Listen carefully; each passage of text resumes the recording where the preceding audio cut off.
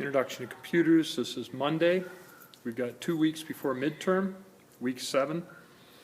And we started Unit 4, multimedia. So we started talking about graphics, charts, and images. We take all of that information nowadays stored digitally. So we talked about all the advantages of storing it digitally. We can edit the pictures, images, or the movie or whatever we have. We can edit it. We can store such a large number of pictures. You know, we take so many more pictures nowadays because we can store them digitally. We have lots of storage. We can back up the pictures, so we have an archive of them. And then, you know, just the sheer ability to take, with the storage that's capable in cameras nowadays. We can take a huge number of pictures. We can take lots of shots. And cameras nowadays can take lots of shots within a small period of time. So we can get some pretty cool looking pictures. And then we can distribute or share those pictures electronically so much easier than we could by using film and so forth.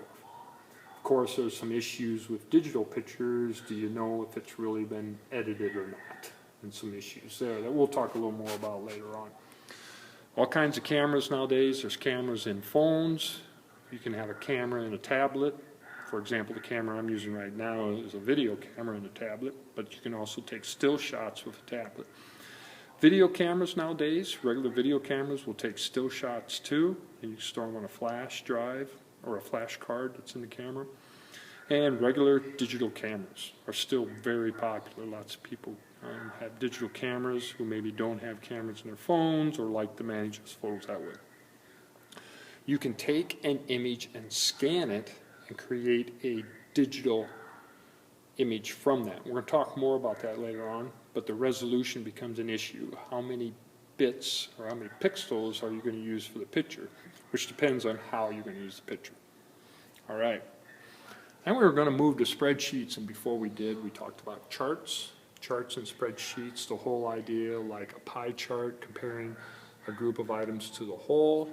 Maybe some type of line graph showing the stock market, maybe the dates and the values, or anything that has a continuous change like that. Maybe the temperatures in a certain area over certain dates.